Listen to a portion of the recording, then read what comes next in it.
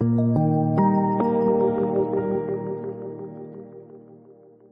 manipulation, la pression, l'instrumentalisation faite par le Front Polisario. Moi, je n'ai jamais eu autant reçu de pression, de lettres désagréables, mais en contournant, puisque dès qu'on envoie, effectivement, comme tu disais, Christian, la déclaration écrite, ou quand on veut un soutien, subitement, on a des courriers qui partent, mais en masse, vis-à-vis des autres parlementaires, en disant surtout ne signez surtout pas les documents ou les demandes de Rachida Dati.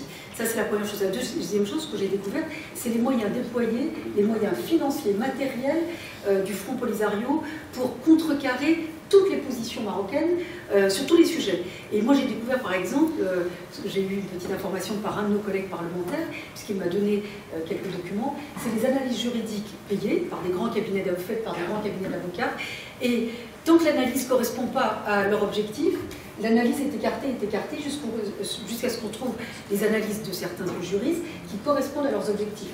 Et donc ça, c'est vraiment, je trouve, de la propagande absolument scandaleuse. Parce que dans leurs propos, on est toujours victime, droits de l'homme, et que nous, on est vraiment des horribles personnages, j'allais dire, quasiment fascisants. Autre chose, madame, moi je trouve que vos exposés qui sont excellents, devraient, moi je vais essayer, enfin, si vous m'autorisez, à les récupérer, non seulement les récupérer, mais à les publier. Puisque nous, on est amenés à faire des tribunes politiques dans nos médias, y compris nationaux, parce que avec les éléments que nous avons, que nous possédons, des arguments juridiques d'une part, mais aussi politiques, moi je trouve que vos arguments qui sont fondés sur le droit, sur la politique dans le bon sens du terme, mériteraient d'être effectivement beaucoup plus accessibles, et ils le sont.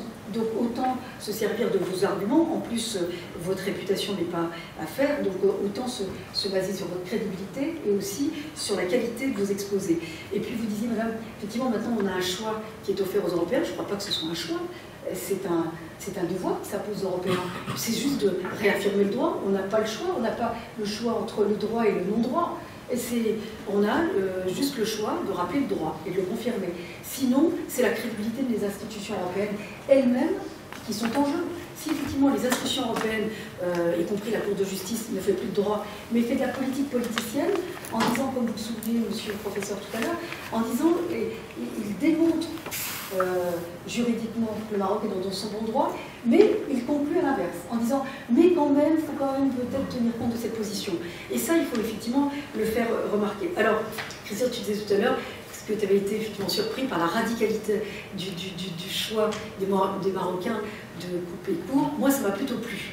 Alors bon, moi ça correspond plutôt à mon tempérament et à mon fonctionnement. Moi je considère que parfois quand vous êtes bien élevé ou quand vous avez une bonne éducation, oui je sais...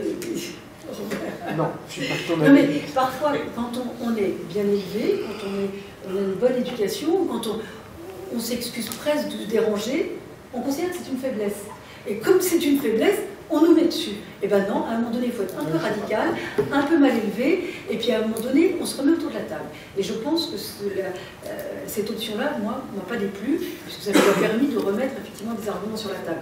Mais on ne va absolument pas s'excuser, parce qu'on a quand même, alors je dis ça en présence sous l'autorité de Dominique, mais on a un petit flottement en ce moment quand on demande effectivement de soutenir le Maroc en disant mais pourquoi? Parce que l'Algérie, mais comme si certains disent mais vous en faites pas un peu trop pour le Maroc, alors que l'Algérie ça fait des années qu'ils en font, et moi je suis très à l'aise parce que j'ai un parent de chaque.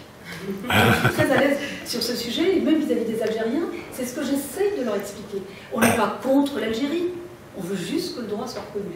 Et ça, c'est une chose. Et je pense que, Christian, c'est une excellente idée. Je pense qu'à un moment donné, il faudra mettre à l'ordre du jour l'Algérie et inviter aussi les Algériens à débattre avec nous, à échanger avec nous, et à essayer de, pas de les convaincre, mais de leur rappeler la pertinence de nos arguments. Voilà.